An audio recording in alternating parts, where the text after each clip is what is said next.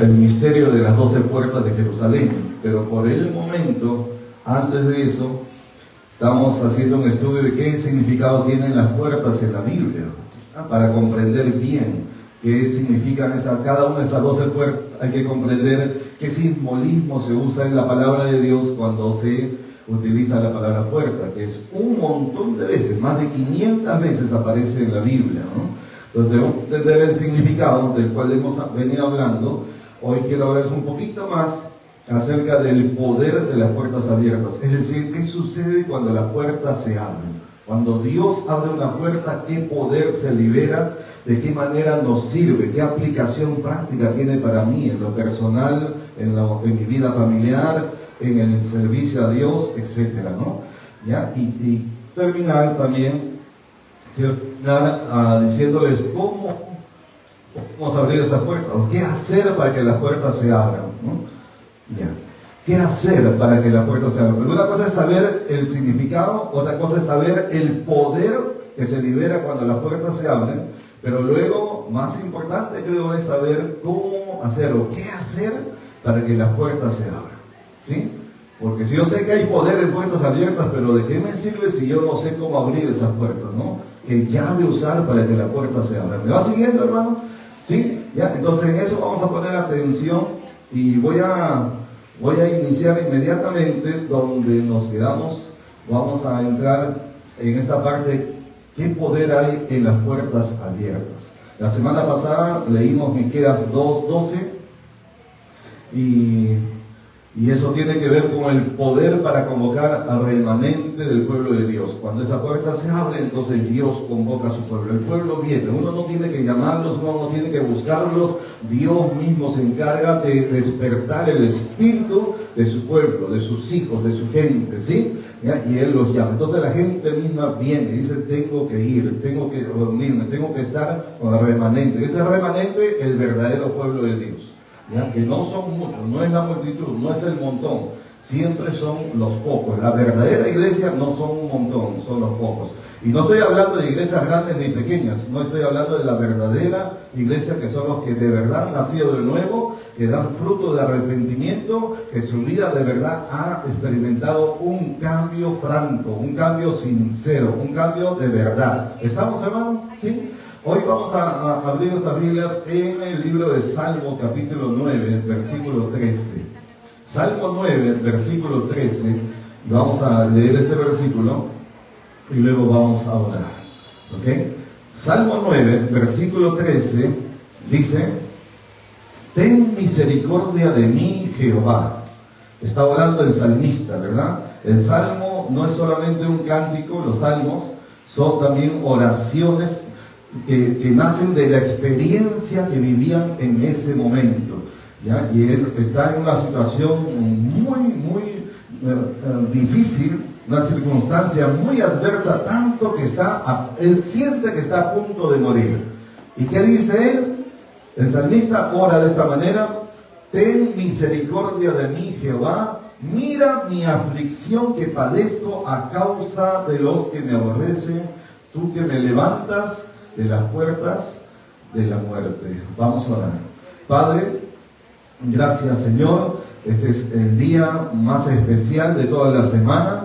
Tu palabra lo llama el día del Señor. Y este es el día en que dedicamos, Señor, especialmente este tiempo para venir a tu casa, para venir a tu encuentro, para darte honor y gloria, para darte alabanza de a tu nombre, para, Señor, postrarnos en tu presencia, adorarte, y reconocer tu grandeza, tu majestad y también tu amor y tu benignidad.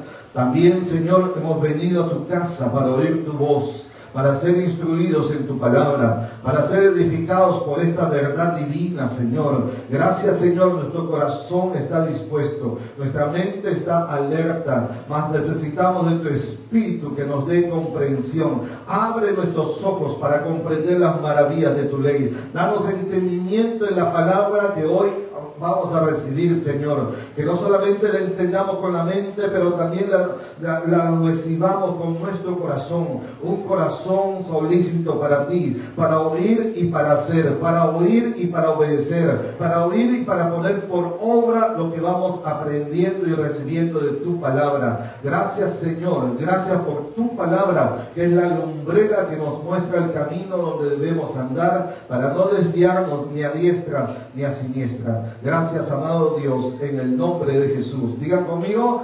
amén, amén. Muy bien.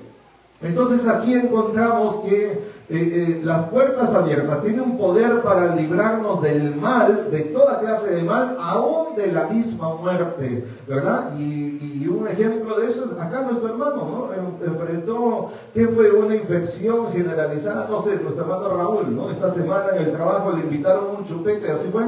Sí, le invitaron un dulce, un chupete a sus compañeros y todo el mundo, todos los compañeros fueron a la clínica, al hospital. ¿Por qué? Porque hubo una infección general, ¿no? Y fue, bueno, todo un detalle, pero gracias a Dios vi la foto que nos enviaron y verte ahora como estás, o sea, realmente, o sea, no parece que hubiese pasado nada de eso, sin embargo sí sucedió, ¿verdad? Pero cómo Dios tiene el poder para librarnos del mal. Alguien diga, gloria a Dios. Así, ese es nuestro Dios, ¿verdad? O sea, el mal puede venir contra uno, la enfermedad puede venir contra uno. Ahorita no está de moda, está de, ¿cómo se dice eso? Del dengue que está ahorita. No, el dengue no está de moda, está atacando, ¿no? Está atacando. Aquí en nuestro vecino país de Brasil, más de 1 millón de personas han sido infectadas con el dengue. Tengan mucho cuidado porque no es un juego y hay gente que muere por eso, ¿verdad? ¿Ya? Entonces por aquí, sí, hay un pastor, ahí hay hermanos que se han infectado, ¿verdad? Y que están pasando una situación bien dolorosa, un pastor amigo, bien amigo, ¿no? Y casi se va, pero ahí está, ¿ve? Otra vez, aquí está la oración, dice, ten misericordia de mí, mira mi aflicción que padezco a causa de los que me aborrecen, tú que me levantas de las puertas de la muerte. O sea, la muerte, la enfermedad, el mal, la destrucción puede venir, pero si Dios está con nosotros y Él abre la puerta de la vida, la muerte no prevalecerá. La muerte no tiene poder sobre la vida de Dios que está en nosotros. Amén. ¿Ya? Amén. Entonces pasamos al siguiente. Tiene las puertas abiertas, tienen poder. A ver, ¿dónde estamos acá? ¿No? Tienen poder. Y hay otro texto, pero vamos a pasarlo. Salmo 24:7. Tienen poder para prepararnos, tienen el poder de prepararnos para una visitación especial de Dios. Este Salmo 24:7, que usted puede ir leyéndolo ahí en pantalla, este Salmo se cree que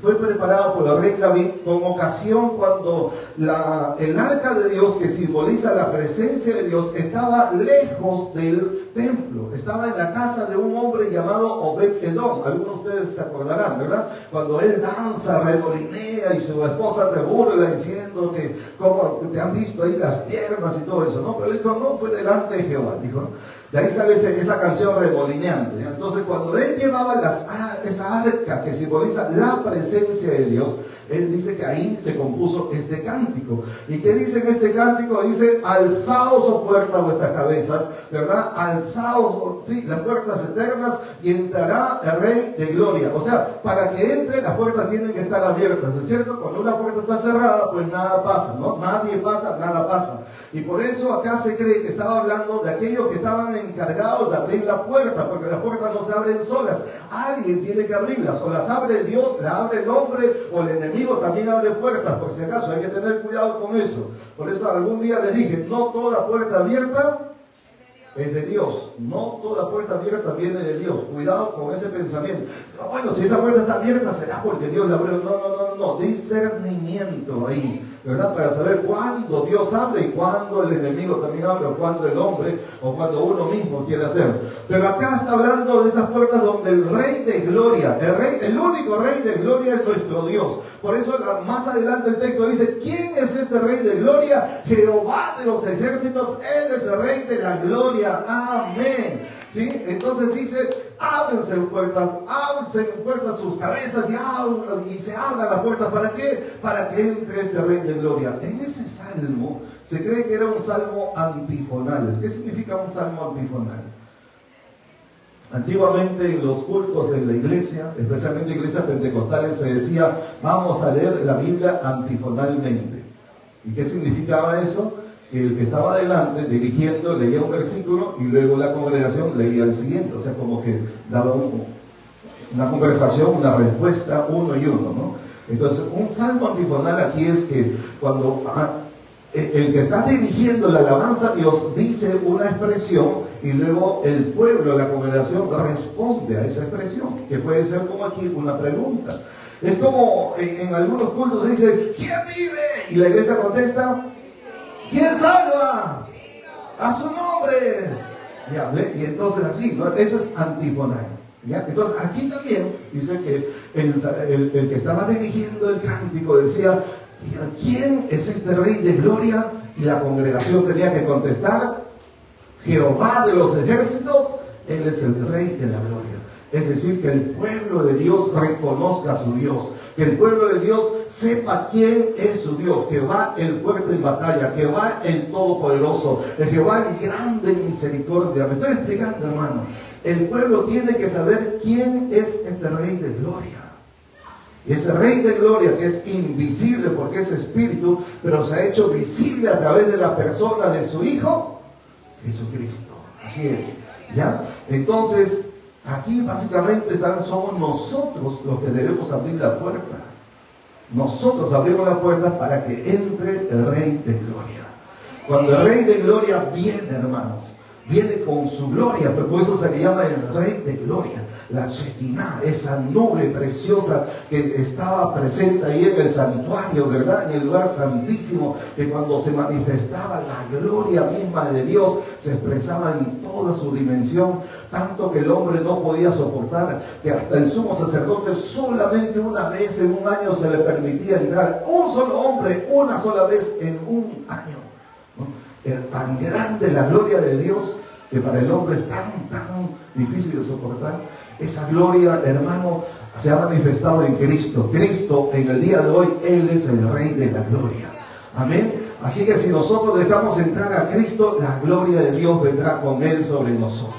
Entonces una visitación especial de Dios vendrá con nosotros. La idea es que cuando venimos a la casa de Dios, vengamos con un corazón dispuesto, un corazón con una puerta que se abre para adorar, para exaltar, para bendecir y para recibir de la presencia del Señor. Entonces llegamos y no solamente estamos en la presencia, sino que también nos llevamos la presencia de Dios a nuestra casa, al trabajo, en el camino, donde quiera que vayamos, Dios irá con nosotros, su presencia irá con nosotros. Alguien diga amén. Amén. Las puertas, Nahum 2:5, las puertas abiertas tienen poder para darnos victoria contra enemigos poderosos. Hay enemigos que sobrepasan nuestras facultades. Hay enemigos que sobrepasan nuestra capacidad. Hay enemigos que cuando vienen contra nosotros, o si nosotros queremos ir contra ellos para vencerlos, debemos reconocer que nuestra fuerza humana, nuestros recursos humanos, nuestro conocimiento humano, nuestra experiencia y todo lo humano que tengamos no será suficiente contra el adversario. ¿Me explico? Aquí está hablando el profeta Nahum. Bueno, Dios a través del profeta Nahum. ¿De qué está hablando? Está hablando contra uno de los reinos más poderosos de la historia. Creo yo, por lo poco que he estudiado acerca de este reino, me parece que este ha sido el reino que más se extendió sobre toda la faz de la tierra. Más que el imperio romano, más que el imperio griego, más que el imperio egipcio. ¿De qué imperio estamos hablando? El imperio asirio. El imperio asirio en la historia de la humanidad es uno de los que más abarcó, ¿no? Desde Mesopotamia hasta Asia Menor, que es Turquía, que ya es Europa y Asia, ¿verdad? Y hasta inclusive parte de Europa, parte de Asia, y también hasta lo que se conocía en ese tiempo como el Reino de Egipto, que es África. Entonces, 3 continentes y el Medio Oriente. O sea, creo que este fue el reino que más se extendió, más amplio. Inclusive se habla que tuvo como 127 gobernaciones, ¿no? Como pequeñas naciones.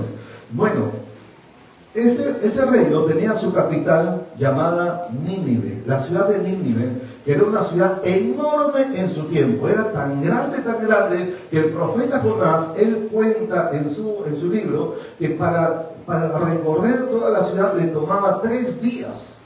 3 días y no lograba terminar de conocer toda la ciudad. Era grande y era desarrollada para su tiempo. Había mucho comercio, especialmente eso, bastante comercio, industria de vestido, industria de calzado. Algunos dicen que inclusive había una especie de bancos porque se tenían que mover las finanzas de diversas naciones que venían a comerciar en ese lugar. Entonces había los que cambiaban monedas. O sea, Ocoña Street estaba ahí también, ¿no? Tenía su agencia.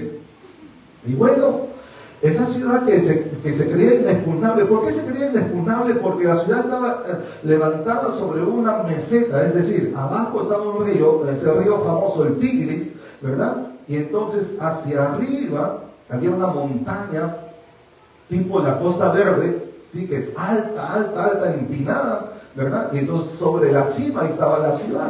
Entonces todo esto estaba amurallado, estaba protegido, difícil de ingresar, difícil de derrotar, difícil de vencer, porque ya solamente mientras iban escalando, si querían entrar a la ciudad, pues desde arriba le lanzaban bombazos, lanzaban flechazos, lanzazos y todo. Entonces era prácticamente imposible de, ¿verdad?, invadir y vencer.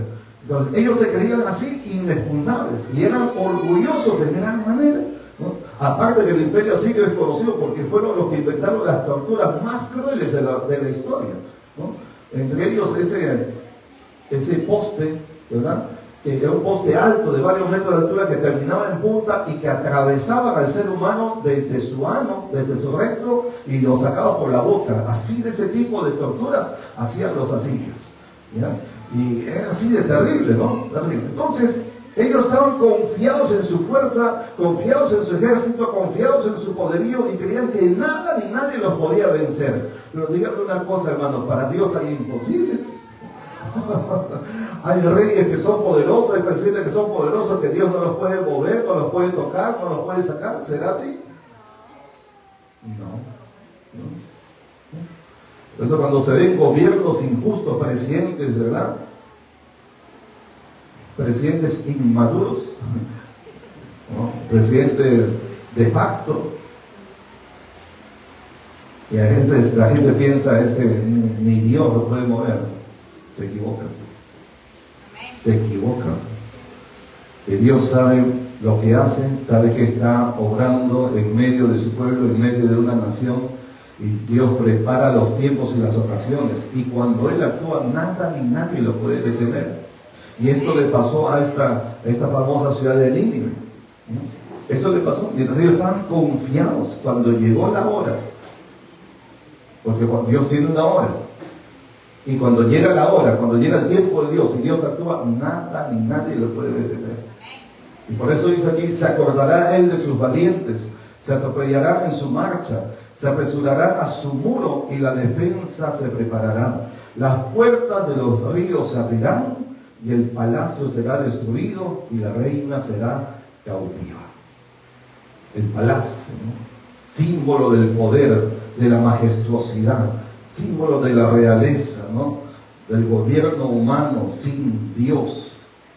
¿Qué dice Dios? Será destruido, porque no puso su confianza en Dios, sino en su propia fuerza, ¿no? Entonces, ¿cómo sucedió? La historia ahí nos cuenta, ¿no?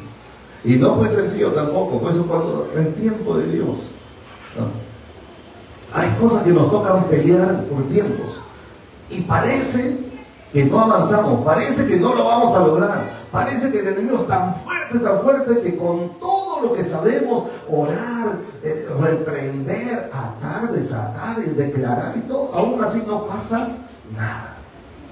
¿Saben cómo fue la destrucción de Nínive? En pocas palabras, no fue inmediata. Tomó 3 años. Desde el año 612 a.C. comenzó el asedio contra esa ciudad, y realmente eran fuertes, eran poderosos y no podían avanzar. Tomó 1 año, 2 años y nada. Pero en el año 614, bueno, comenzó en 614, en el 612 a.C., entonces la ciudad fue destruida. Cuando ellos estaban bebiendo y tomando, porque en sus celebraciones, sus orgías, sus banquetes, creyendo que estaban seguros, de pronto, y Dios le dio a otro ejército enemigo, los medos y los babilonios, ¿verdad? La inteligencia para saber qué hacer. Dice la historia que ellos abrieron las compuertas de los ríos, las compuertas, ¿cómo se llaman eso? Donde lo que retienen el agua, ¿cómo se llama? La represa, ¿no? Ellos contenían, y cuando se abrieron eso, y acá estaba profetizado, Nahum lo profetizó y se cumplió. Las puertas de los ríos se abrirán. Por eso que otras traducciones dicen las compuertas de los ríos. Entonces cuando soltaron eso, y todo el caudal de agua se soltó y vino e inundó la ciudad. O sea, se subió tanto el agua que llegó hasta la ciudad misma, la inundó completamente, y al mismo tiempo ingresaron por el otro lado, mientras todo era un caos, e inmediatamente al final todo fue. Eso, cuando Dios va a actuar, cuando Dios va a hacer, cuando Dios abre la puerta, así el enemigo sea poderoso, nadie nos puede decir. Aquí está mi padre, mi madre, mis hermanos. Hace varios años atrás, buenos años atrás, cuando lo que hoy se llama Telefónica, la Telefónica, Movistar, ¿no? Movistar, antes era Telefónica. Y antes de Telefónica se llamaba, a ver, ¿quién se acuerda? No llegan hasta ese tiempo, ¿no? El pastor pues de otro milenio. En ese tiempo, o sea, lo que hoy es Movistar, antes era Telefónica y antes era la CPT. ¿Qué significa? Compañía Peruana de Teléfonos. ¿No? Pertenecía al Estado, era estatal, ¿no? Y era una empresa gigante, a nivel nacional, pues en todo lado, ¿no? Hasta que fue comprado por la Telefónica de España, ¿no? ¿Ya? Entonces, y nosotros teníamos una empresa aquí en el primer piso, en este local, y hacíamos trabajos, y ellos nos debían un montón de dinero, pero un montón de dinero que se había acumulado, y que por diversos motivos no nos pagaban, las facturas estaban retenidas ahí, y usted sabe, una empresa pequeña depende de esos pagos para pagar a su gente y para existir, ¿no? Y bueno, la historia corta es que ya habían pasado como 6, 8 meses y no pagaban, y era un montón de dinero. Y para ese tiempo, me acuerdo que aquí, en este lugar aquí, en esta ventana, sí, esta ventana, acá yo me paraba acá. Aquí hay una ventana, pero está cerrada. Y bueno, ahí me paraba, y de noche, de la madrugada, y clamaba: Dios, Señor, tú eres justo, haznos justicia, ayúdanos, porque un gigante, pues, no tenían nada, no querían, ¿no? La parte legal, todo lo demás, y no salían por meses y meses, y nos afectaba muchísimo porque era bastante dinero, ¿no? Y entonces clamando, orando, reprendiendo, y nada fueron así. En ese tiempo Dios me llama, me manda a servirle, me voy, ¿no? Y para irme era como abandonar, como un soldado que deserta en medio de la guerra, porque estábamos en un tiempo de crisis terrible, el choque económico y todo eso, y Dios me llama y me manda a la obra misionera, ¿no? Y yo, con dolor de mi alma, le dije: papá, tengo que ir, ¿no? Voy a la obra, tengo que obedecer el llamado de Dios, y me fui, ¿no? Pero yo era, pues, como se dice, mano derecha, ¿no? Entonces, era complicado dejar así abandonado, era duro, ¿no? Lo único que hacía ya era, además de hacer la obra, oraba de día y noche. Después de más de un año, yo me acuerdo que vuelvo de ese viaje misionero, y sucede lo siguiente, ¿no? Y nos llaman de la parte legal de esta empresa, la CPT en ese tiempo, ¿no? Compañía Peruana de Teléfonos.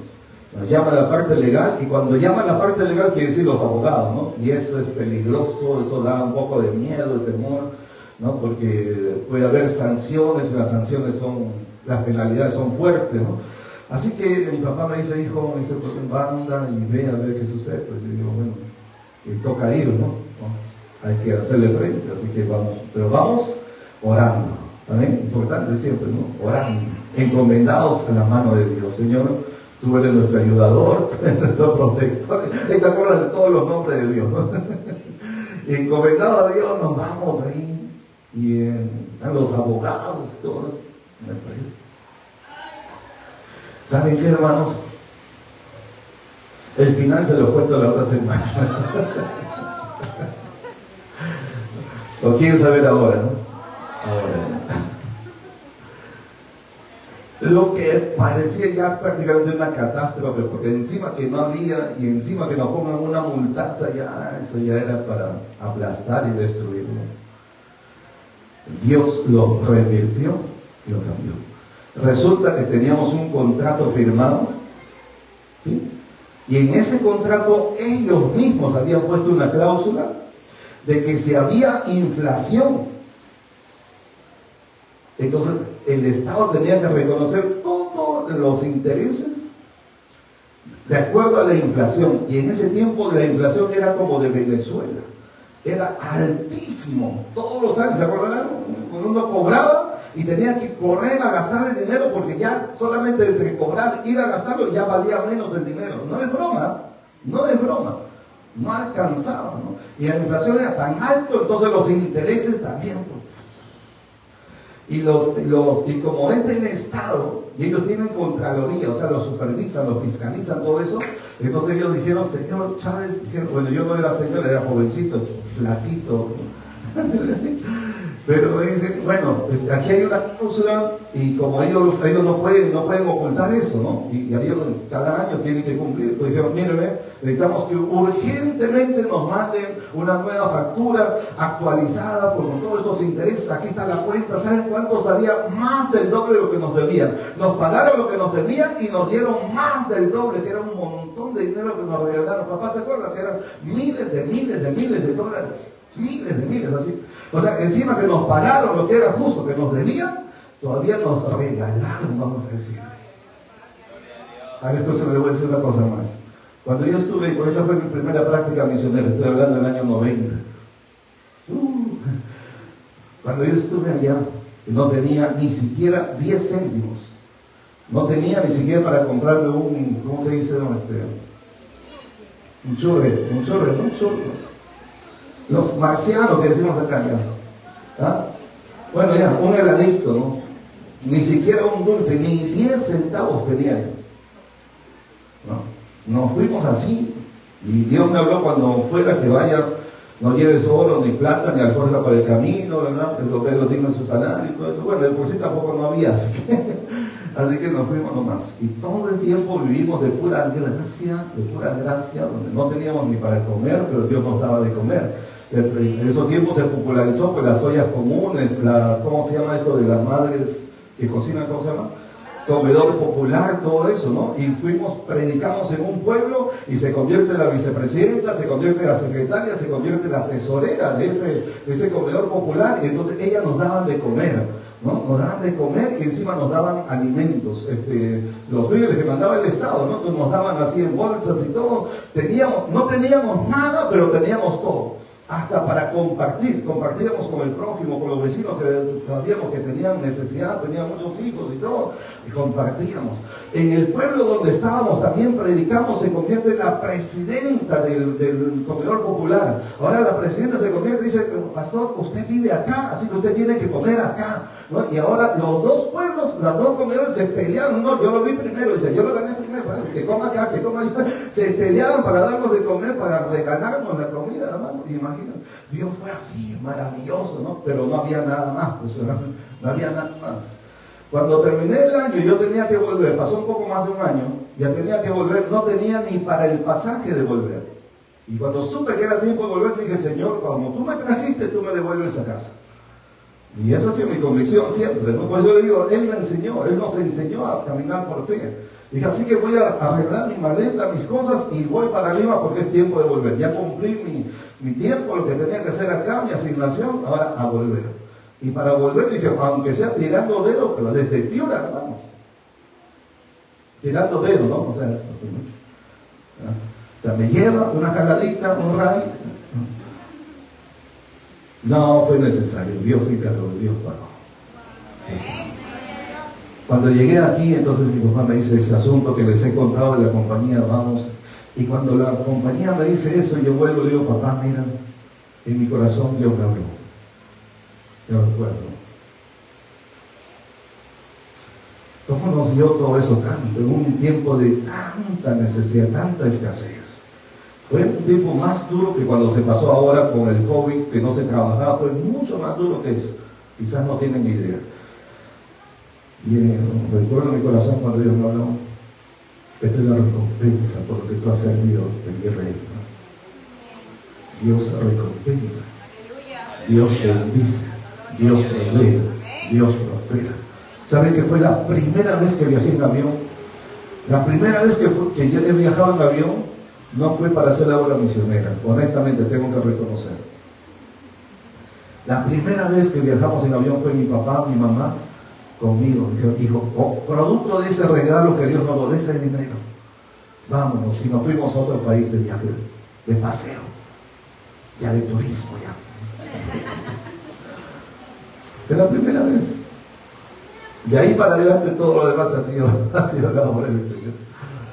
Así es. Por eso, las puertas abiertas, cuando Dios nos da poder para triunfar, para vencer, para obtener victoria contra enemigos poderosos. Amén. Eso usted tiene que creer que cuando usted ora, cuando usted clama, cuando usted busca al Señor, Dios va a intervenir. Aunque demore, espere, persevere, prosiga, porque un día Dios responde, Dios responde, Dios responde. Que alguien diga amén, amén, amén. Vamos a seguir. Ahora, ¿qué más? Miren, Isaías 45, 1 al 3. Allí nos revela que las puertas abiertas nos da poder para tomar tesoros escondidos. Este es un versículo conocido, pero que muchos leen solo una parte y se pierden la mejor parte. Eso pasa con muchos versículos, como Jeremías 33:3, ¿no? Que dice, clama a mí, yo te responderé. Ahí se quedan, pero el texto sigue y se pierde lo que sí, ¿no? Ese salmo que dice, mirad cuán hermoso y cuán bueno es habitar los hermanos juntos en armonía, ahí envía Dios bendición y vida eterna, pero se brincan el versículo 2 y se pierde la bendición tremenda que está en el versículo 2. Algo similar es acá. Isaías 45 dice, yo iré delante de ti y enderezaré los lugares torcidos, quebrantaré puertas de bronce. El bronce en ese momento, en ese tiempo de la historia, era el metal más duro que se conocía, ¿verdad? Por eso se hacían instrumentos, armas de bronce también. Por eso él está diciendo quebrantaré puertas de bronce, quiere decir lo más duro, lo más difícil, como el acero sería hoy. En su tiempo era el bronce. ¿Me estoy explicando? Díganme. Ya. Enderezaré lugares torcidos, quebrantaré puertas de bronce. ¿Qué más? Cerrojos de hierro, dice, haré añicos, ¿no? Haré pedazos.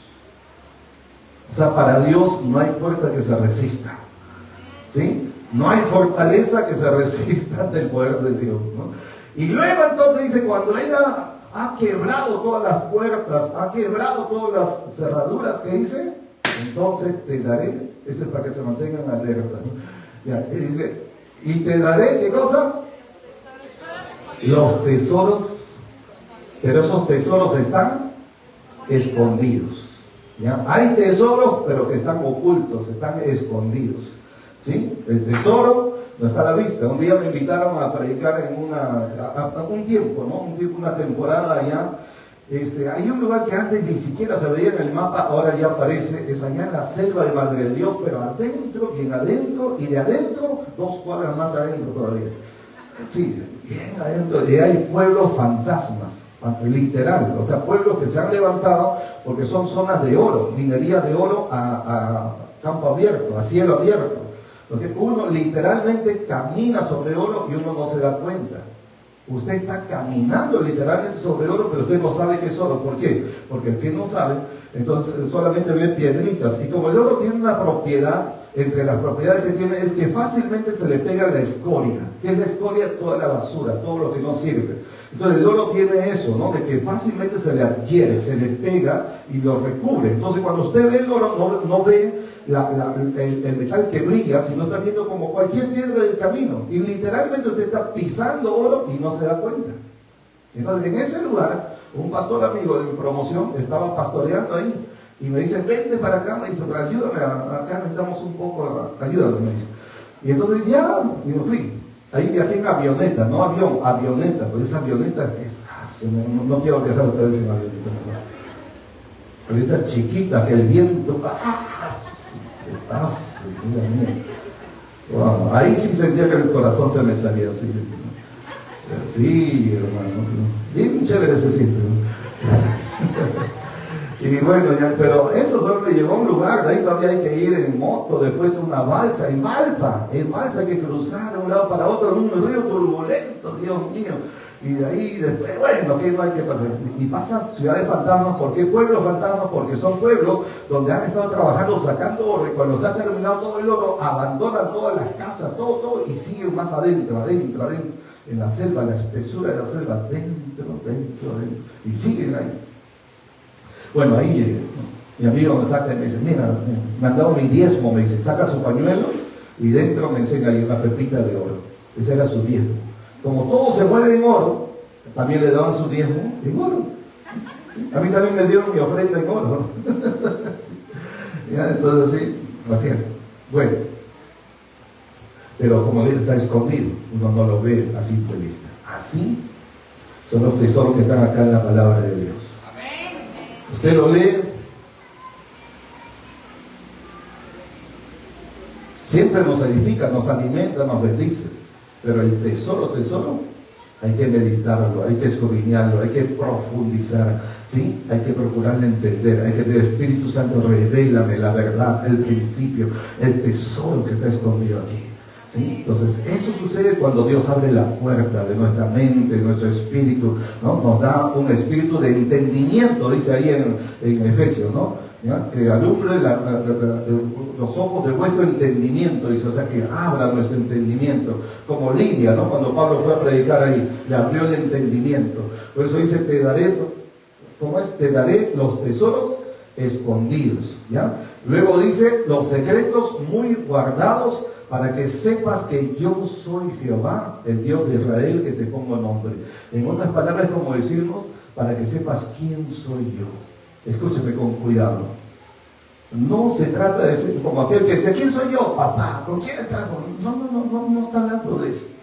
Cuando Dios dice, para que sepas quién soy, está diciendo, para que realmente me conozcas, no solamente por las letras, por las palabras que están en la Biblia, no solamente que sepas los nombres de Dios, Jehová Samá, Jehová Jireh, Jehová Sidkenu, Jehová Shalom, llámese los nombres de Dios. No, más que eso. O sea, ¿quién es Dios realmente en esencia y naturaleza? O sea, que Dios mismo se revela a ti a través de su persona, a través de su espíritu y a través de su palabra. Te hace comprender.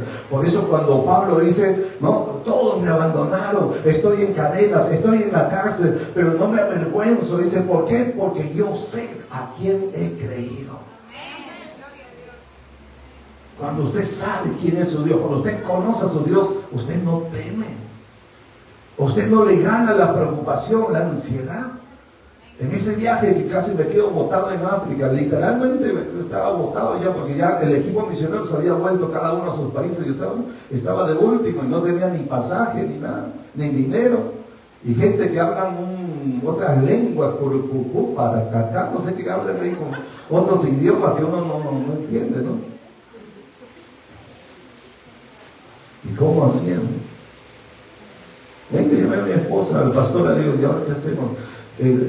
Para salir de acá por avión y lo más rápido, para llegar a tiempo y no perder el otro vuelo. Me dice, bueno, aunque sea nos prestamos. Digo, no vamos a prestarnos, porque esta es la obra de Dios. Dios tiene que proveer. Dios me trajo acá, Dios me tiene que devolver. Dios me mandó, Dios me envió a este lugar. Entonces, ¿quién paga? El que invita paga, pues, ¿no? El invitado a sobre misiones, el paga, pues. Por eso digo, o sea, es fácil decirlo, pero otra cosa es cuando tú sabes quién es tu Dios, cuando le conoces. Él dice, no. Y un pasaje en ese momento costaba, para viajar de Tanzania a Kenia, de donde salía mi vuelo para volver al Perú, costaba mínimo $450. 450 a $600, ya eso es mucho dinero. Ya con todo lo que habíamos gastado, usted sabe cuánto fue todo eso. No, Dios lo proveyó. Y Dios proveyó. Y a mí siempre me acuerdo de esto, cuando Pablo dice, yo sé a quién he creído. Y con lo que vivimos con Dios, lo que caminamos con Dios, uno aprende a conocerlo en la intimidad y en la vivencia. ¿Sabes quién es Él? No te fallará. Si Dios te envía, Él proveerá. Si Dios te envía, Él te cuidará. Si Dios te envía, Él estará contigo. Amén. Él lo ha prometido, estaré con vosotros todos los días. ¿Ve? Así que yo soy Jehová, el Dios de Israel, yo te puse nombre. O sea, mío eres tú. Porque en ese tiempo poner un nombre indicaba propiedad. Cuando Dios dice yo te pongo nombre, significa tú eres mío, eres mi propiedad. Tú eres un Dios bueno, un amo bueno. Él cuida de sus siervos, Él cuida de sus hijos, Él cuida de aquellos que le sirven. Me estoy explicando, hermanos. ¿Ya? Entonces, por eso, puertas abiertas sirven también para darnos revelaciones especiales de Dios. Sigamos.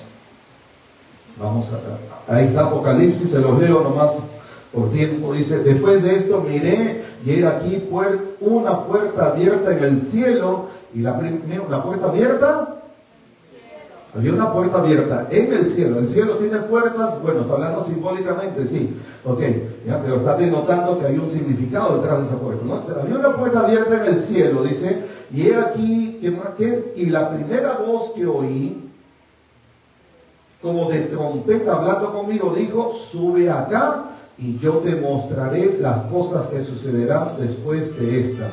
¿Quién está escribiendo acá? El apóstol Juan, ¿no? ¿Sobre qué? Las profecías que el Señor nos revela para los tiempos que van a venir, estos últimos tiempos, lo que va a acontecer.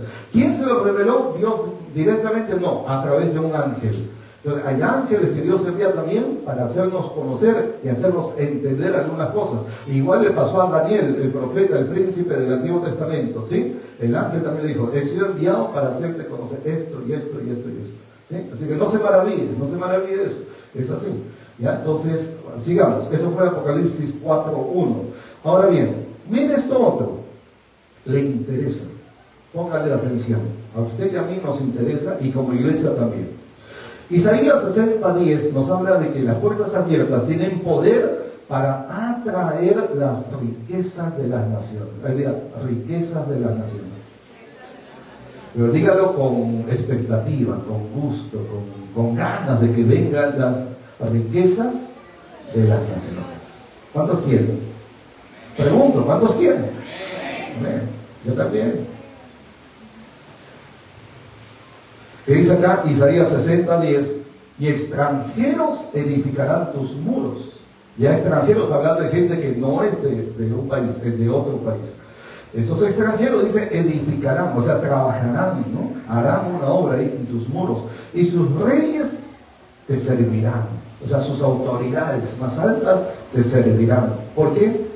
Porque en mi ira te castigué. Está hablando al pueblo de Israel. En mi ira te castigué, porque Dios no deja sin castigo la falta, el pecado, la desobediencia, ¿cierto? Pero Dios no desecha, aunque castiga, no desecha. Como al hijo que ama lo castiga, sí, pero nunca lo hace a un lado, nunca lo desecha, nunca lo abandona, no lo desampara. Sigue siendo pueblo y sigue siendo hijo de Dios. ¿Está? Amén. Pero luego dice: mas en mi buena voluntad tendré de ti misericordia. Es por pura misericordia. Luego dice el versículo 11: tus puertas estarán de continuo abiertas. Ahí están, puertas abiertas. No se cerrará de día ni de noche. ¿Para qué? Para que a ti sean traídas las riquezas de las naciones. Quiero que le toque el hombro, alguna parte que se pueda tocar decentemente, y dígale eso: para que a ti sean traídas las riquezas de las naciones. Declare esta palabra sobre alguien que esté cerca a usted.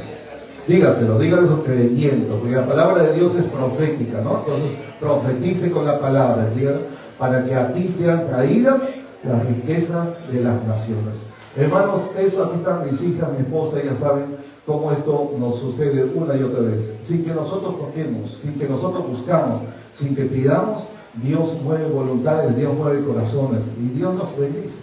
Por eso no nos preocupa a nosotros, no tenemos sueldo, no hay ningún problema, porque servimos a Dios, Dios se encarga, Él nos da el sueldo.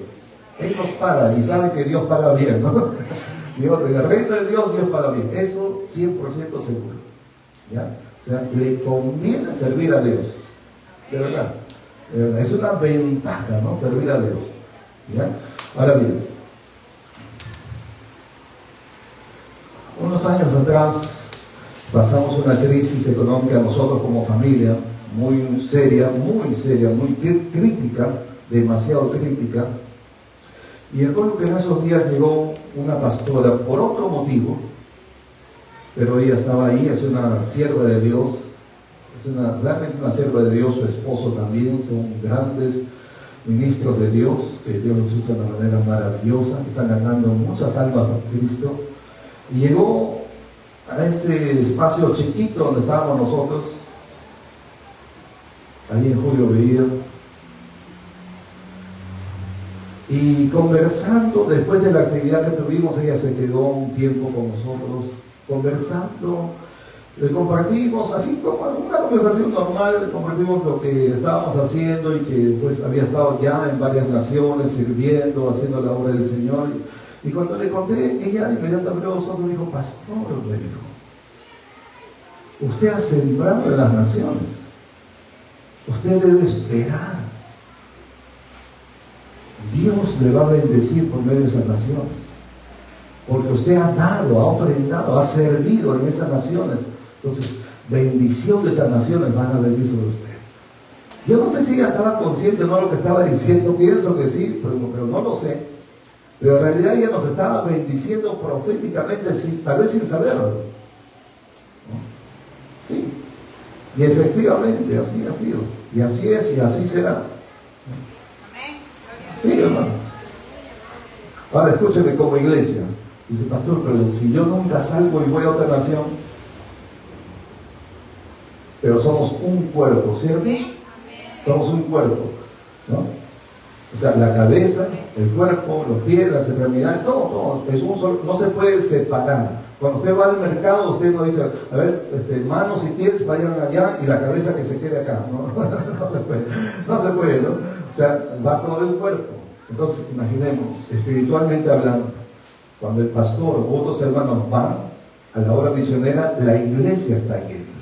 ¿Por qué? Porque la iglesia está participando con sus oraciones, intercesión, con su ofrenda, con el escribir, animar, de cualquier manera están participando. ¿Me estoy explicando? Entonces, usted y yo estamos poniendo los pies sobre las naciones. Usted y yo como iglesia estamos bendiciendo a las naciones. Usted y yo estamos sembrando, porque hemos llevado también ofrendas, hemos llevado bendiciones, hemos llevado dones, regalos, ¿sí o no, hermanos? ¿Verdad? Además del ministerio, la palabra y los dones. Entonces todo eso, ¿verdad? Está siendo entregado, está siendo dado, está siendo sembrado. Es justo y es un principio que lo que sembramos vamos a cosechar, ¿sí o no? Entonces usted debe esperar también de Dios esta promesa para usted. Las puertas de las naciones se abrieron, ahora entonces que vengan las riquezas de las naciones también para usted y para mí. Diga amén con convicción, con fe. Amén. Ok. Les digo algo más rápidamente y quiero llegar al punto de cómo, qué hacer para que las puertas se abran. Esa es la parte principal. Mírenme, dice también las puertas abiertas nos dan ocasión para proclamar el mensaje de Dios. Apunten ahí los que apuntan Jeremías 19, 2 y 3. Y saldrás al valle del hijo de Hinnom, que está a la entrada de la puerta oriental, y proclamarás allí, a la puerta, dice, ¿no? A la entrada de la puerta oriental, proclamarás allí las palabras que yo te hablaré. Dirás pues, oíd palabra de Jehová. De esto ya he explicado antes, así que voy a pasar nomás. ¿Ya? Otro es que Mateo 16, 18 y 19, puertas abiertas nos dan poder para, digamos, nos dan también autoridad divina contra el mismísimo infierno, ¿no? Y eso significa las huestes de maldad, ¿sí? Satanás y todos sus principados, legiones, demonios, potestades y todo eso, ¿verdad? No van a prevalecer contra la iglesia del Señor. Dice Mateo 16, 18 y 19, sobre esta roca, le dice el Señor a Pedro, pero Pedro no es la roca, ya entendemos, ¿no? La Biblia dice en Corintios, Cristo es la roca, dice. Y sobre esta roca edificaré mi iglesia. Y luego, ¿qué dice? Y las puertas del Hades, el Hades simboliza ahí el infierno, ¿sí? Las puertas del Hades no prevalecerán contra ¿quién? ¿Quién es ella? La iglesia. No prevalecerán contra la iglesia, y a ti te daré las llaves del reino de los cielos. Dígame usted, ¿para qué sirve una llave? y llaves. Abrir más puertas, pues varias puertas. Una llave abre una puerta, pero llaves en plural quiere decir que hay diferentes puertas que Dios nos da para abrir. ¿Aló? ¿Estamos? ¿Ya? Entonces, hermano, el enemigo también tiene sus puertas. Ven, aquí está, las puertas del infierno, ¿no? El enemigo tiene puertas que cierra donde no quiere que entremos. El diablo es el juez injusto que no quiere darnos lo que es justo, lo que nos corresponde, lo que nos toca, lo que Dios nos ha dado como herencia. El enemigo se opone, como es el príncipe de la potestad del aire, como es el Dios de este siglo, de este mundo. Entonces, tiene un nivel de autoridad sobre este reino de tinieblas. Me voy a explicar, Dios si me va entendiendo. ¿Okay? Entonces, como hay un reino, tiene sus puertas también, y cierra puertas delante de los hijos de Dios, cierra puertas delante de aquellos que queremos recibir la bendición, queremos recibir los dones, la herencia de Dios, y también sobre aquellos que vamos a las naciones a predicar el mensaje, a llevar el evangelio del reino, también cierra puertas. Por eso Pablo dice, se me ha abierto puertas grande y eficaz, pero muchos son los adversarios. Ok, pero no hay ningún problema, porque el Señor ha dicho aquí, sobre esta roca edificaré mi iglesia, y hablando de la iglesia dice, las puertas del Hades, las puertas del infierno no prevalecerán contra ella. Ningún portón, ninguna muralla, ninguna puerta, ningún cerrojo, ni nada ni nadie puede detenerse cuando la iglesia avanza en el poder de Dios, en la autoridad del nombre de Cristo, donde ponemos el pie, donde ponemos ahí, hermano, el cuerpo de Cristo. Ahí la iglesia establece la embajada del reino. Las puertas del infierno se abrirán, atravesaremos ahí y estableceremos el reino de Dios y tomaremos el botín de guerra, hermano, las bendiciones, las riquezas. Cuando el pueblo de Israel entraba a una ciudad, ¿verdad?, quebraba las puertas, la invadía, entonces tomaba el botín de guerra, ¿sí o no, hermano? Así es. Entonces, por eso, cuando libramos una batalla, cuando nos toca pelear la buena batalla de la fe, cuando usted se enfrente en sus luchas y pruebas, en sus adversidades, no desmaye, aunque pase el tiempo. Acuérdese de Nínive, le tomó 3 años, pero se cumplió la profecía. Te está tomando mucho tiempo vencer un adversario, te está tomando mucho tiempo recibir una respuesta, te está tomando demasiado tiempo alcanzar una promesa de Dios, tanto que ya parece desmayar. Ya he orado y no pasa nada, ya he orado y no se sana, he pedido por mi hijo, he pedido por mi familiar, pero ahí sigue en el mundo, ahí sigue en el vicio, ahí sigue en el mal. Ok, pero siga orando, siga batallando. Las puertas del infierno no prevalecerán contra la iglesia. Usted y yo tenemos autoridad y vamos a prevalecer, y el nombre de Cristo será glorificado, y Dios nos dará el botín, nos dará las riquezas en su lugar.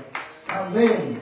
Así que las puertas abiertas nos dan la ocasión de proclamar el mensaje, pero también de establecer la autoridad de Dios aún sobre el infierno. Ok, voy a entrar ahora así. Apocalipsis 22:14 dice que también tiene poder para llevarnos a la vida eterna. Puertas abiertas para la vida eterna. Apocalipsis 22:14. Bienaventurados los que lavan sus ropas, está hablando a la iglesia. Bienaventurados los que lavan sus ropas, habla de santificación, purificación, limpieza espiritual, para tener derecho al árbol de la vida. Ese es el árbol que estuvo en el huerto del Edén, que el Señor lo escondió. ¿Sí? ¿Sí? Ya. Entonces dice, bienaventurados los que lavan sus ropas para tener derecho al árbol de la vida, es el árbol de la vida eterna, y para entrar por las puertas en la ciudad. ¿De qué ciudad está hablando? Cuando dice para entrar por las puertas en la ciudad, ¿de qué ciudad habla? Apocalipsis 21 y 22 es una descripción vívida de lo que es los cielos nuevos y la tierra nueva, la nueva Jerusalén, ¿verdad? Donde sus cimientos, dice, todos sus cimientos son de diferentes tipos de joyas finísimas, ¿no? Diamante, jaspe, rubí, lo más fino de lo fino. Les dice, las calles son de oro, el mar de cristal, las puertas son perlas. Dios mío, eso es una maravilla. Una maravilla, o sea, no hay nada en esta tierra que se haya construido que sea semejante a la ciudad de Dios que Él está preparando para su pueblo. Nuestro Señor dijo, voy a prepararles un lugar. En la casa, hay una casa de Dios, en la casa de mi Padre hay muchas moradas y yo les voy a preparar un lugar para cada uno de ustedes. Voy pues, pero vuelvo, dijo, no volveré por vosotros, volveré. Él va a volver, amén, va a volver por nosotros. Mientras tanto, está preparando mi casa, mi palacio, sí, la suya también. Él tiene un lugar para nosotros. Será el lugar más lindo que jamás haya. Dice que en ese lugar no habrá necesidad ni de sol ni de luna para alumbrar. ¿Por qué? Porque no habrá noche. Porque Dios es luz. Dice que en ese lugar no habrá necesidad de templo. Gloria a Dios por los pastores de iglesias que no tienen un templo donde congregarse, porque cómo se sufre cuando no hay un templo, es difícil. Pero dice, ya no habrá más necesidad de templo, porque Dios mismo será el templo y el Cordero de Dios estará ahí. Aleluya. Por eso dice, bienaventurados los que van para entrar por las puertas abiertas. Ahora, terminaré con esta parte. ¿Cómo se abren las puertas? ¿Quieres saber? O si ya está cansadito, lo dejamos ahí. O quiere irse sabiendo cómo. ¿Sí? Yo quiero saber cómo hacer que las puertas se abran, ¿no? Porque si la puerta se abre, ya sabemos todo el poder que tiene, ¿no? Todo lo que viene. Y yo quiero. Yo sé que usted también. A ver, veamos. Se abre escogiendo venir a las puertas de la casa de Dios. Salmo 84:10, porque mejor es un día en tus atrios que 1000 fuera de ellos. Escogería, ahí está escoger, es una decisión, usted escoge. Escogería antes estar a la puerta ¿de dónde? De la casa de mi Dios, que habitar en las moradas de maldad. ¿Sí? Ya, escogería. Entonces usted escoge venir a la casa de Dios o usted escoge no venir a la casa de Dios. Usted escoge venir, es la mejor decisión. Usted escoge no venir, se lo está perdiendo. Está perdiendo, porque venimos a la puerta de la casa de Dios. Dios abre sus puertas, entramos a su presencia y llevamos las bendiciones que Él tiene para nosotros en cada servicio, en cada tiempo que llegamos a su presencia. Amén. ¿Qué más? ¿Cómo se abren las puertas? Entrando a su presencia con gratitud. El Salmo 104 dice, entren por sus puertas, ¿cómo? Con acciones de gracias. ¿Sí? Hace un tiempo habíamos hablado acerca de eso también, ¿no? Cada vez que entramos a la casa de Dios hay que entrar agradeciendo. Eso es lo que está diciendo, y esto sí es literal. Entren por sus puertas con gratitud, con acciones de gracias. Es decir, mientras voy caminando hacia el templo, mientras voy caminando para llegar al templo, yo debo ir agradeciendo. Gracias, Señor, esta semana. Hubo o no hubo, pero gracias, estoy con vida. Casi me voy, pero me salvaste, me sanaste. Gracias, Señor, de cuántas cosas me habrás librado que me doy cuenta. Gracias, Señor. Hay gente que esta semana se fue para el otro lado, pero gracias a Dios aún estamos con vida, aún estamos con salud. Gracias, Señor. ¿Hay trabajo? Gracias. No hay trabajo, gracias, porque de todas maneras Dios no nos descuida, ¿sí o no, hermanos? ¿Ya? Entonces hay mucho por agradecer y hay que entrar a su presencia con gratitud. Sí, ¿qué más? Expresando alabanza a Dios. Una cosa es agradecimiento, expresar gratitud. Otra cosa es exaltar el nombre de Dios, declarar la bondad de Dios. Alabar a Dios es declarar lo bueno de Dios, que Dios es bueno, que Dios es grande, que Dios es justo, que Dios es misericordioso, que Dios es maravilloso, que Dios es un Dios que hace justicia para sus hijos. O sea, usted declara lo bueno de Dios, usted está alabando, está exaltando, está glorificando a Dios. Entonces tenemos que entrar en la casa de Dios exaltándole, alabándole. Por eso cantamos a Dios, por eso alabamos a Dios. Pero escúcheme, eso no es una experiencia del domingo, esa es una experiencia de cada día de nuestra vida. Es nuestro estilo de vivir todos los días. Agradecemos todos los días, le exaltamos, le alabamos, engrandecemos su nombre. Amén. Amén. Con sus actos con alabanza, alabadle, bendecid su nombre. Amén. ¿Qué más? Las puertas se abren cuando caminamos en justicia y rectitud. Justicia y rectitud. A ver, ¿cómo se explica eso? Salmo 118, 19 y 20 dice: abridme las puertas de la justicia, ábrame puertas de justicia, entonces entraré por ellas, alabaré a Jehová. Ahí dice Ja, es un diminutivo, ¿verdad?, para Jehová. ¿Ya? Dice, esta es puerta de Jehová, por ella entrarán ¿quiénes?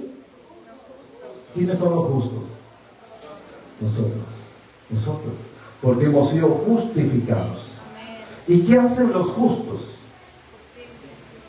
Practican la justicia, viven en rectitud, aman la justicia. ¿Sí?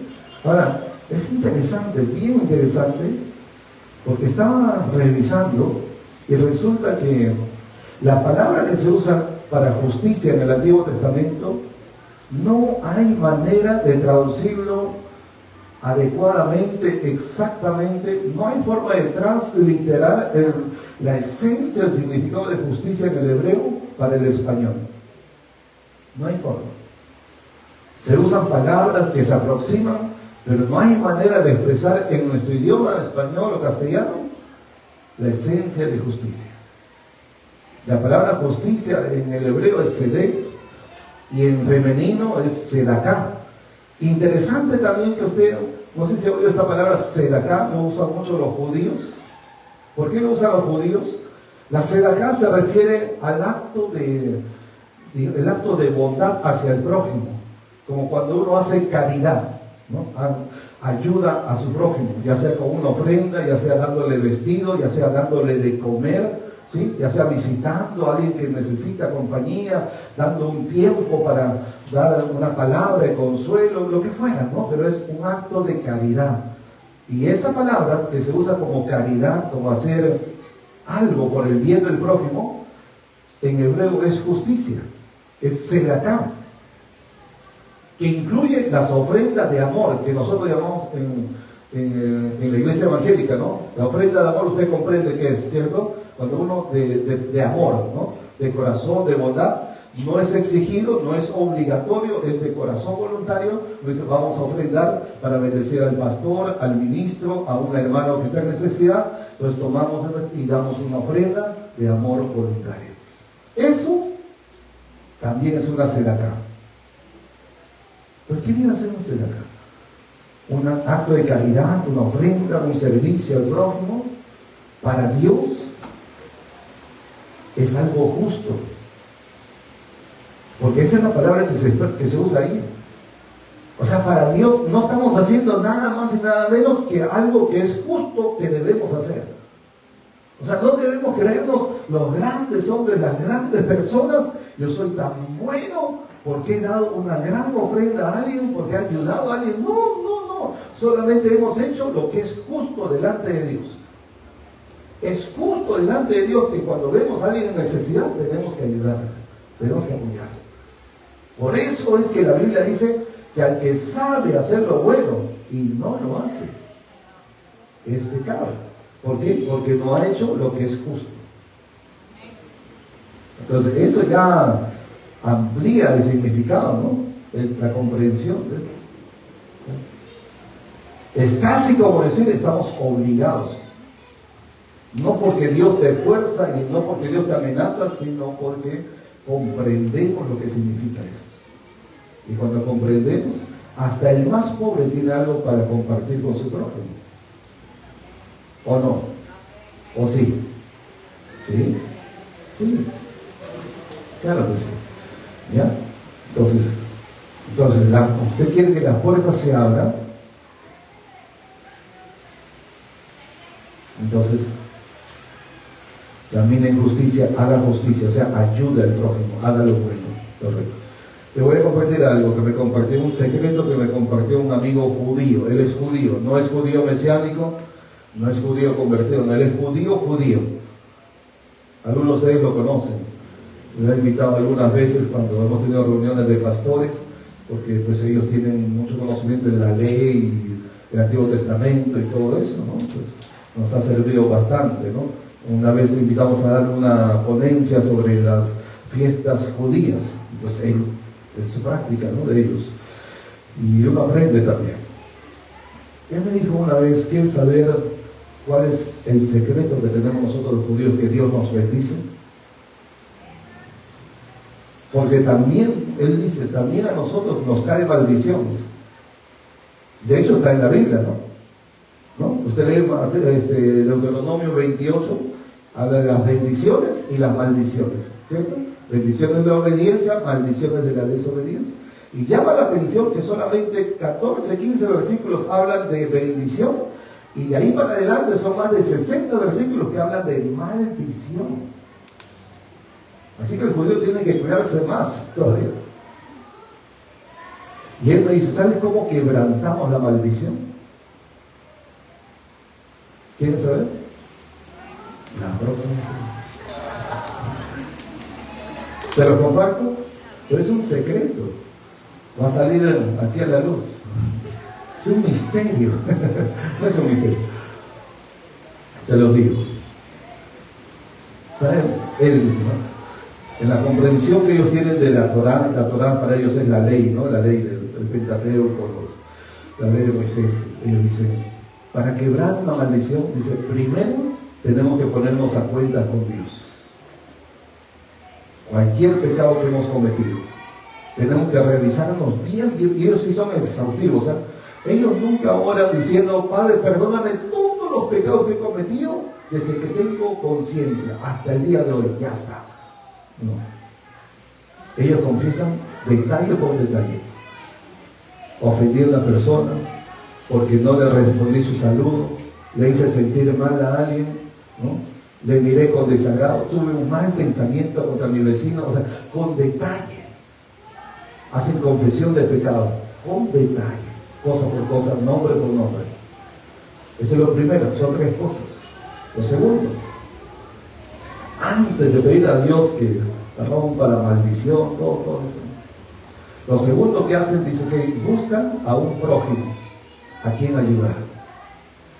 Ellos buscan a alguien que necesite ayuda y van y le ayudan en lo que fuera, de cualquier forma, ¿ya? Lo ayudan, lo bendicen, digamos. No solo es dinero, no, de cualquier forma. 1, arrepentimiento sincero, confesión y arrepentimiento. 2, buscan cómo ayudar al prójimo en necesidad. No cualquier prójimo, sino alguien que realmente esté en necesidad. Y 3, entonces ahora sí, le pedimos a Dios que rompa la maldición. Claro, ellos no van a decir el nombre de Cristo porque no creen, ¿no? Pero ellos piden a Jehová, ¿no? Y piden a Dios. Hay una clave ahí. Hay una ley, hay un principio que encontramos. O sea, porque si yo quiero recoger, si yo quiero que Dios me dé, primero tengo que dar. Por eso, ¿qué dice el Señor Jesús? Dice, da, entonces se os dará. Medida buena, apretada, remecida y reposando darán en vuestro regazo. Y con la misma medida con que medís, os volverán a medir. Pablo va a decir, todo el que siembra, cosecha. ¿Sí? La misma ley, da y se les da. Siembras y cosechas. Algo nuevo han descubierto ellos, no está en la Biblia. Pero el asunto es que la practican, lo ponen en práctica. Esa es la diferencia. No le dije nada nuevo, solamente le dije el orden, nada más en que lo hacen, ¿no? Y lo hacen. Difícilmente usted ve un judío pobre, ¿sí o no? Pues en caso sí hay judíos pobres, ¿eh? Yo he visto en Israel mismo, he visto judíos pobres. Sí hay. Pero ya, pues allá ellos, nosotros no vamos a juzgar. Además, el Señor Jesús dijo, a los pobres siempre los tendréis. Y se lo dijo a los judíos. Pero en general, la gran mayoría de judíos son gente próspera, ¿no? Practican la ley de Dios, ¿eh? Caminando en justicia y rectitud, ¿no? Quitando todo estorbo y contaminación en nuestra vida. Isaías 62:10. pasad por las puertas, barred el camino al pueblo, allanad la calzada, quitad las piedras. ¿Ya? Entonces, ¿de qué está hablando acá? Está hablando al pueblo de Israel también cuando dice allanar, está diciendo, o sea, allanar dice algo que es como un elevado, ¿no? Puede ser un monte, una loma, un cerro, algo, dice hacerlo plano, hacerlo llano, allanar, ¿ya? ¿Qué significa eso espiritualmente? Significa que Israel muchas veces confiaba en su propia justicia, Israel confiaba en sus obras, Israel confiaba en que porque le llevaba sacrificio y ofrenda a Jehová, por eso ellos tenían que ser aceptados por Dios, ¿no? Porque ellos cantaban alabanzas a Dios, por eso tenían que ser aceptados por Dios. ¿Me estoy explicando? Por eso es que el profeta Isaías le dice, todas nuestras justicias delante de Dios son como trapos de inmundicia. O sea, la justicia del hombre no satisface la justicia de Dios. ¿Me estoy explicando? ¿Sí? Entonces lo que está diciendo acá en el fondo está diciendo que Israel no confiara en su orgullo, en su vanidad, en que orgullosamente creyera que era digno por ser pueblo de Dios. No bastaba con ser pueblo de Dios, ellos tenían que demostrar con su vida, con sus actos, con sus obras, no presentarse a Dios de una manera humilde, no como que tuvieran derecho, sino más bien clamando por misericordia de Dios. ¿Sí? Pero por eso aquí, para que las puertas se abran, tenemos que quitar todo estorbo, toda contaminación de nuestra vida. Pues acá dice, allanen la calzada, quiten las piedras. Hay piedras que no nos permiten que las puertas se abran. ¿Te has visto una puerta cuando se atasca una piedrita, aunque sea pequeña, hasta suena que hace un chirrido que suena y molesta el oído, ¿no? Lo peor es que se atraca la puerta y no se puede abrir. ¿Ya ha pasado? Hay que quitar la piedra para que la puerta se abra. Pues hay piedras, hay piedrones y hay piedritas que hay que dar en esta vida. Díganme si me comprenden o se hacen. Sí se comprenden, ¿verdad? Ok, entonces pasamos. Y también a través de una actitud de arrepentimiento sincero. Apocalipsis 3, 19 y 20, yo reprendo y castigo a todos los que amo, sé pues celoso y arrepiéntete. Y aquí yo estoy a la puerta y llamo, si alguno oye mi voz y abre la puerta, entraré a él, cenaré con él y él conmigo. A través de la oración de intercesión, Colosenses 4, 2, 3, para abrir las puertas hay que orar, hay que interceder. Perseverad en la oración, velando en ella con acción de gracias, orando también al mismo tiempo por nosotros, para que el Señor nos abra puerta para la palabra. La oración rompe ataduras, la oración rompe puertas de oposición, ¿sí? ¿Ya? Entonces, por eso persista, persevere. No importa que parece que no pase nada, parece que Dios no me escucha, parece que no sale de este cuarto, no importa, siga orando, siga clamando, siga intercediendo. La oración tiene poder más que todo. Le digo, la oración que verdaderamente tiene poder es la oración que usa la palabra de Dios. Cuando oro con la palabra, eso es poderosísimo, que no se puede evitar. ¿Por qué? Porque la palabra es como una espada de dos filos, ¿sí o no? ¿Verdad? Quebranta todo. Hay un poder enorme que se libera cuando oramos, pero oramos usando la palabra de Dios. ¿Sí me explico? Por eso usted tiene que tomar su Biblia y ore con su Biblia. Los salmos son oraciones. Use los salmos y usted va a estar orando, ¿verdad?, con la palabra, y tiene poder. Hasta usted mismo va a sentir en su propia vida cómo se fortalece, cómo se empucha, cómo se hace como Popeye, así, fuerte, ¿no? ¿Ya? Entonces, sí, hermano, ya, vitamina espiritual. Y las puertas se abren a través de la adoración sincera y verdadera. Apocalipsis 4, versículos 1 y 8. Después de esto miré, y he aquí una puerta abierta en el cielo. Más adelante dice, y los cuatro seres vivientes no cesaban día y noche de decir, ¿qué decían? Santo, santo, santo es el Señor Dios Todopoderoso. Día y noche, día y noche, día y noche, 24 ancianos, 4 seres vivientes, ¿verdad? No cesaban de decir, ¿no? O sea, de exaltar, de adorar. Mira, los 24 ancianos, en el versículo 9 y 10, los 24 ancianos se postran delante del que está sentado en el trono y adoran al que vive por los siglos de los siglos, y echan sus coronas delante del trono diciendo, Señor, digno eres de recibir la gloria y la honra y el poder. Esos 24 ancianos, unos dicen que son 12 que simbolizan las 12 tribus de Israel, y los otros 12 simbolizan los 12 apóstoles que representan la iglesia de Cristo. A alguien se le ocurre por ahí que también los 24 ancianos puedan representar las 24 horas del día. ¿Por qué? Porque dice que de día y de noche no cesaban en ningún momento, o sea, a toda hora Dios estaba siendo adorado, y por eso las puertas se mantenían abiertas, ¿sí? El capítulo comienza diciendo: vi una puerta abierta en el cielo. Luego habla de los seres vivientes, habla de los ancianos, y dice cómo ellos todo el tiempo estaban adorando, aclamando a Dios, ¿no? Entonces las puertas se mantienen abiertas a la medida que nosotros nos mantenemos en adoración al Señor, las 24 horas. Ahora sí les voy a decir, ¿a quién se refieren cuando se habla de las puertas, ¿no? ¿A quién representan las puertas? ¿A quién? Apocalipsis 3:8. Apocalipsis 3:8. Jesucristo, nuestro Señor, Él es el que abre y el que cierra las puertas.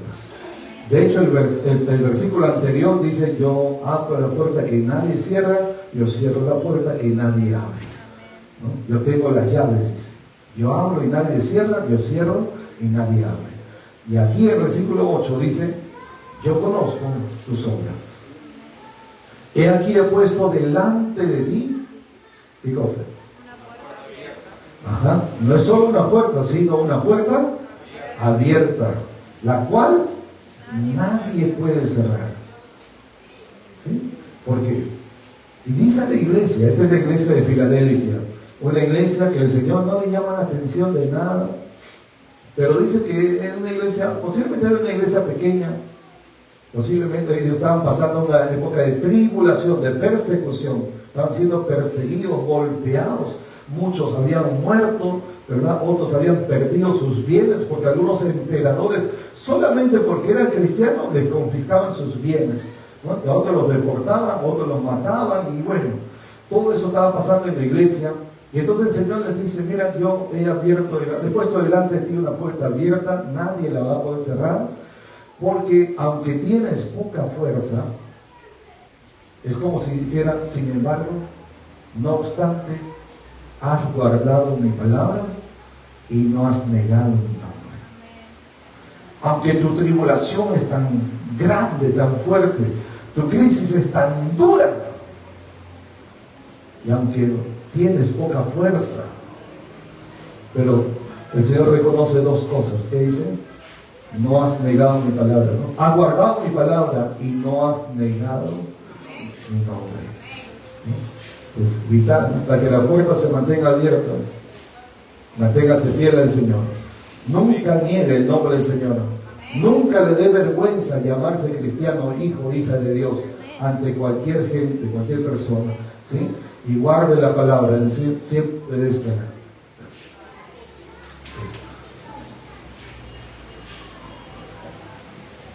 Mateo 7, 13 y 14. Entrad por la puerta estrecha. Esto no es una invitación, esto es un mandato, ¿ya? Más que invitación, es un mandato para todo aquel que cree. Entren por la puerta estrecha. ¿Por qué? Porque ancha es la puerta y espacioso el camino que lleva ¿a dónde? A la perdición, y muchos son los que entran por ella. O sea, la mayoría de la gente se va por lo ancho, lo fácil. ¿Pero a dónde lo llevan? A la perdición. Ahí van la mayoría, según este texto. Luego dice: porque estrecha, o sea, angosto, ¿no? Es la puerta y angosto el camino que lleva ¿a dónde? A la vida. ¿Qué vida habla ahí? La vida eterna, y pocos son los que la hallan. Muchos van hacia la perdición, pocos hacia la vida eterna. Por eso el remanente verdadero, la iglesia verdadera, son pocos, no es el montón. No es el montón. ¿Sí? Ya. Entonces Jesucristo aquí Él es la puerta, Él es esa puerta de vida. ¿Ya? Juan 10, 9. Jesucristo es la puerta de salvación. Juan 10, 9 dice: yo soy la puerta. El Señor se presenta así. Los judíos comprenden mejor el significado de las puertas. Por eso Jesús se presenta y dice, yo soy la puerta. ¿Y saben por qué? Porque en el Antiguo Testamento, en el tabernáculo, ¿verdad?, para ingresar al tabernáculo había una puerta, ¿no? ¿Ya? El tabernáculo movible, ¿cómo se llamaba esto? El tabernáculo, ¿ya? ¿Ya? Entonces ahí había una puerta de cortinas y se llamaba así la puerta, y todos tenían que atravesar por ahí, por esa puerta, para entrar al tabernáculo, donde era el único lugar de encuentro con Dios. Ahí presentaban ofrendas, sacrificios, pedían perdón por sus pecados, todo eso. Ahí se encontraban con su Dios. La única forma de ingresar ahí era por la puerta. Entonces el judío comprendía eso, y por eso el Señor Jesús se para delante del pueblo judío y le dice, yo soy esa puerta. Esa puerta por donde entraron sus antepasados para encontrarse con su Dios, yo soy esa puerta. Dice, yo soy la puerta, el que por mí entrare será salvo. Así que Él es la puerta de salvación, la puerta de vida, la puerta de salvación. Ahora bien, aunque Él es la puerta de salvación y nos invita y nos ordena que todos entremos por esa puerta, pero no significa que esa puerta siempre va a estar abierta.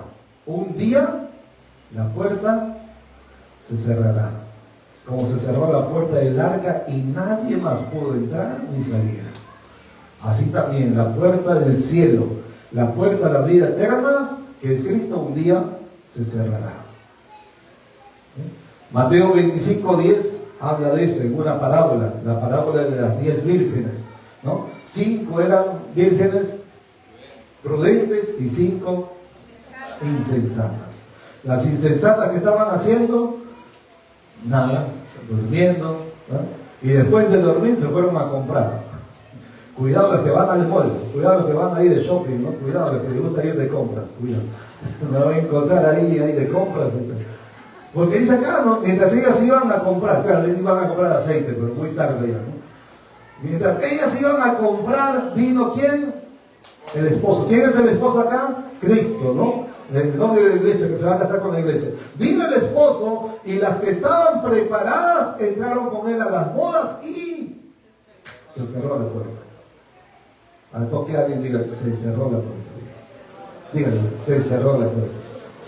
Dios mío, ese será el día más trágico para toda la humanidad. ¿Qué terremoto de 10 grados? ¿Qué? El día más trágico de toda la humanidad será el día en que la puerta se cierre para la humanidad, para el hombre y la mujer. Cuando Dios diga, hasta aquí nomás, nadie entra. Nadie más. Se completó, se llenó el arca, nos vamos para el cielo. Nadie más entra. Se cerró la puerta. Por eso,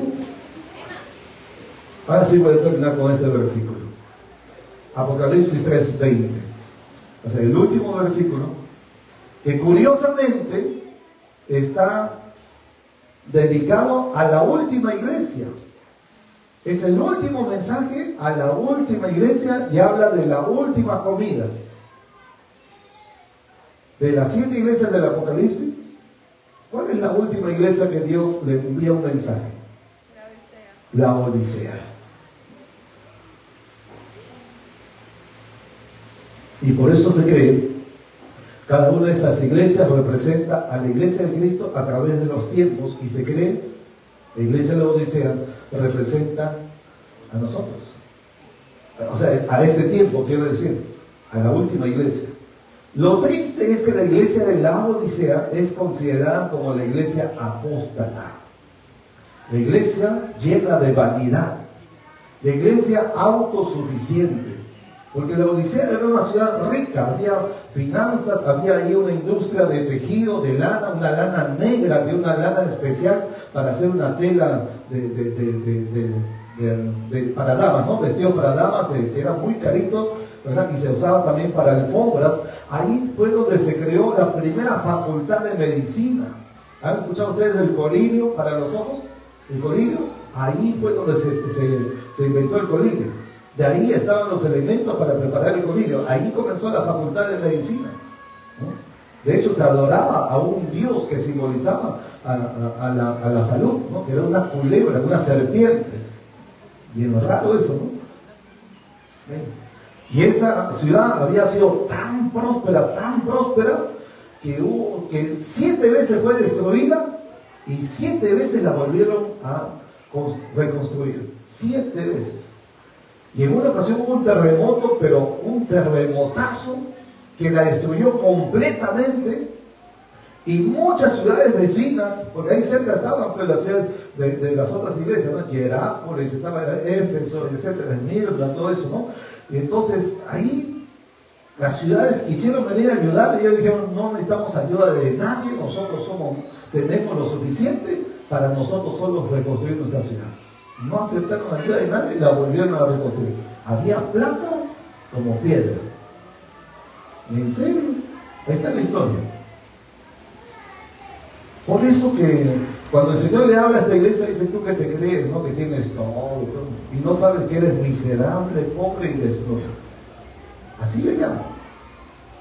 Así le habla a esta iglesia. A esta iglesia, está hablando a la iglesia a través del ángel, ¿no? De la iglesia, a través de su ministro. Le dice, a esta iglesia le dice, he aquí, yo estoy a la puerta y llamo. Usted para entrar a una casa, usted toca la puerta, llama a la puerta, y el Señor dice, yo estoy a la puerta y llamo. Está hablando a la iglesia. Este texto, aunque se usa para evangelizar, no está dirigido a los inconversos, está primeramente dirigido a la iglesia. Y era una iglesia que estaba en una condición pues de pecado, una condición de orgullo, de vanidad, que se creía la gran cosa, la iglesia. A esa iglesia le manda este mensaje. Es la última iglesia, es el último mensaje y le invita a la última comida. ¿Cómo sabemos que es la última comida? Bueno, para eso hay que ir al griego, ¿no? Porque cuando ahí dice, si alguno oye mi voz y abre la puerta, entraré a él, cenaré con él y él conmigo. La palabra cenaré viene de un verbo en el griego que es deineo o deineo, que significa comer la última comida del día. ¿Cuál es la última comida del día? La cena. Por eso que aquí se traduce cenaré con él. No dice tomaré desayuno o voy a almorzar, dice cenaré, porque esa es la palabra que en el griego se está usando, deineo. Entonces, ¿qué está haciendo el Señor? Más allá del hecho de que es la última iglesia, ¿no? Es como que le está diciendo, te estoy dando la última oportunidad. Esta es la última oportunidad, porque es la última iglesia, es el último mensaje, es la última comida, y eso es en la noche, ¿no? Es como decir, antes que llegue ya la pura noche y sea demasiado tarde. Por eso dice, fue celoso y arrepiéntete, le dice. Yo, dice, castigo a los que amo, dice. ¿Sí? Hay un mensaje para la iglesia de hoy, y que usted y yo tenemos que estar bien atentos para comprender. Denme un par de minutos, voy a terminar. Bien atentos para comprender este mensaje. Porque a veces puede suceder que nosotros nos autojustificamos. De repente no decimos yo tengo mucho dinero, no, tal vez no podemos decir eso. Pero quizás alguien puede decir, pero yo oro mucho. Yo ayudo, como dijo aquel varón, que ustedes saben quién es, ¿no? Doy mis diezmos, ¿no? Sí, de todo, Señor. Es como decir, no te fallo en nada. Y cuando uno cree que por lo que está haciendo, por eso es justificado delante de Dios, no es el camino. Porque todas nuestras justicias no cumplen la justicia de Dios. O sea, es decir, no es por lo que hago que yo soy acepto delante de Dios, no es por obras, es por gracia. Y aunque sí debo hacer, porque el Señor Jesús dijo, esto era necesario hacer sin dejar de hacer aquello, dice. Entonces, claro que sí, hay que seguir orando, hay que seguir diezmando, hay que seguir congregando, hay que seguir haciendo todas las cosas buenas, pero no confiar que porque hago todo esto, entonces estoy justificado, por eso soy aceptado delante de Dios. No. Si soy aceptado es pura gracia, pura misericordia de Dios. Y cuando hay un corazón que se enaltece, un corazón que a sí mismo se autojustifica, cuidado. cuidado. Uno puede ser la persona que más ayuda en toda la iglesia. Uno puede ser la persona que más ofrenda en toda la iglesia. Uno puede ser la persona que más tiempo dedica a servir al Señor en toda la iglesia. Piense en cualquier cosa que usted haga más que cualquier otro. O que usted se cuida de muchas cosas. Y aún así no es suficiente. Aunque hay que hacerlo, pero eso no nos hace ni dignos ni justos delante de Dios. La única justicia que sirve para Dios es la justicia de Cristo, que ha sido puesta en nosotros. Lo único digno que es aceptar delante de Dios es la dignidad de Cristo, que ha sido puesto en nosotros. ¿Me explico? Por eso este mensaje es para la iglesia. Yo estoy a la puerta y llamo. Qué interesante y qué triste a la vez que el Señor tenga que tocar a su propia iglesia a la puerta, donde Él es el Señor, donde Él dice, Él es mi iglesia, donde si Él es el Señor, Él puede entrar, ¿sí o no? Él puede entrar libremente, porque es su iglesia. Él la compró, nos redimió por su sangre. Pero esta es la única iglesia a la cual le dice, toco la puerta. Parece que en esta iglesia no estaba la presencia del Señor. Parece que ni siquiera dejaban entrar al Señor. Tanto que Él tenía que tocar la puerta. Y si alguno abre la puerta, Él no dice, voy a entrar a juzgarte, a condenarte. Dice, no, voy a entrar y voy a tener comunión contigo. Porque la comida para el judío, como también para mucha gente, es un símbolo de compañerismo, de comunión, ¿no? De un trato íntimo. Usted no invita a comer a cualquier persona, ¿no? ¿Sí? Especialmente a su casa. Te pueden invitar a un restaurante que hay en camino, pero a su casa no creo que usted invite a cualquier persona a su mesa, ¿no? El Señor dice, entraré a Él, cenaré con Él, y Él conmigo. Quiere esa comunión personal, íntima, duradera, permanente. Por eso dice, cenaré con Él, Él conmigo. Es como decir, me quedaré con Él. Amén. Amén. Jesucristo es la puerta de vida, es la puerta de salvación, que por Él entrar y será salvo. ¿Sí? Pero tenemos que mantenernos dentro de esa puerta y no dejar al Señor afuera, ni tampoco nosotros quedar afuera, porque un día la puerta se cierra. Hay que estar ahí adentro, hay que congregar, hay que adorar. ¿Se acuerdan? Escogería antes estar a las puertas de la casa de mi Dios antes de morar, habitar en la morada de la verdad. Pero bueno, todo lo que hemos compartido. Vamos a estar de pie, hermanos amados. Nos ha tomado un buen tiempito, pero terminamos, gracias a Dios. Por fin. Vamos a orar. Por favor, pónganse sobre sus pies. Quiero que hagamos una oración en este momento. Cierre sus ojitos. Les voy a invitar, y esta invitación es para mí también, a que escudriñemos nuestros caminos, como dijo el profeta Jeremías, y volvamos a Jehová. Dice el profeta, levantemos nuestras manos al Dios de los cielos. Dice que Dios cada mañana envía sus misericordias.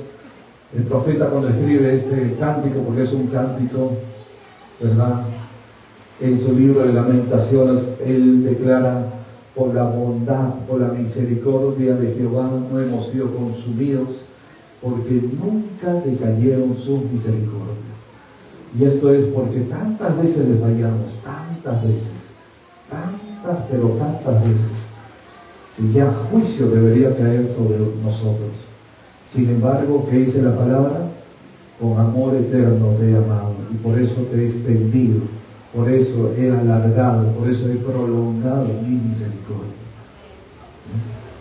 La Biblia dice que Dios envía sus misericordias cada mañana para que nos conserve. Por eso está escrito, cada mañana nuevas sus misericordias, nuevas son. Por eso es que vivimos, por eso que nos mantenemos con Él y en Él, no por nuestras obras, es por su misericordia. Pero hagamos hoy